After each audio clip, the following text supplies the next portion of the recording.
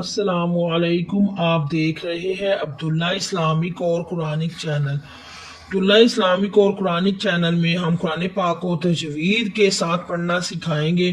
امید کرتے ہیں کہ آپ گھر میں بیٹھ کر ہی جو قاعدے ہم بتا رہے ہیں تجوید کے، ان پر عمل کرتے ہوئے قرآن پاک کو جلد از جلد تجوید کے ساتھ پڑھنا سیکھ جائیں گے انشاءاللہ۔ تو آئیے ہم سبق کا آغاز کرتے ہیں۔ اعوذ باللہ من الشیطان الرجیم، بسم اللہ الرحمن الرحیم۔ والذین، زی پہ یائے مدہ ہو رہا ہے، یائے ساکن ہو اس سے پہلے زیر ہو تو یائے مدہ ہوتی ہے۔ یؤمنون، حمزہ ساکنہ کو ہمیشہ جھٹکا دے کر پڑھتے ہیں۔ حمزہ کے اوپر جب بھی جزم آتی ہے تو تھوڑا سا جھٹکا دیتے ہیں۔ یؤمنو پہ واو مدہ کرنا ہے، واو ساکن اس سے پہلے پیش، نون بیما، بیما مد بھی ہے اور الف بھی ہے۔ ڈبل لمبا کرتے ہوئے الف سے پہلے زبر ہو تو الف مدہ ہوتا ہے۔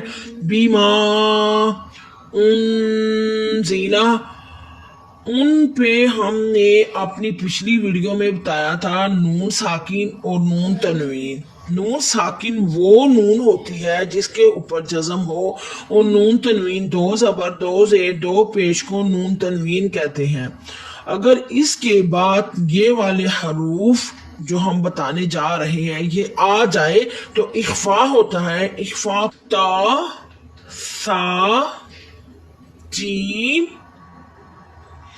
دال، زال، زا، سین، شین، صاد، ضاد، طا، ظا، اس کے بعد فا، قاف اور کاف، بڑی کاف اور موٹا کاف، یہ والے حروف آ جائیں۔ سمپلی آپ نے یہ یاد رکھنا ہے کہ اخفا کے 15 حروف ہیں۔ اخفا ایک تجوید کا قاعدہ ہے۔ تجوید کیا ہے؟ تجوید قرآن پاک کو سمجھ کر پڑھنا، جو حروف جہاں سے ادا ہونا ہے وہاں سے ہی ادا کرنا، اس کو تجوید کہتے ہیں۔ تجوید کا ایک قاعدہ اخفا ہے۔ اخفا کے 15 حرف ہیں، یہ ٹوٹل 15 حروف بنتے ہیں جو میں نے بولے ہیں۔ اگر یہ آ جائے نون ساکن یا نون تنوین کے بعد تو ادھر غنہ کرنا ہوتا ہے۔ آگے چل کر آپ کو مزید سمجھ آئے گی اور تجوید کے اور قاعدے آئیں گے تو پھر جا کر آپ کو زیادہ سمجھ آئے گی۔ نون ساکن کے بعد زا آیا ہے تو ادھر اخفا ہو رہا ہے، غنہ کریں گے ان پہ۔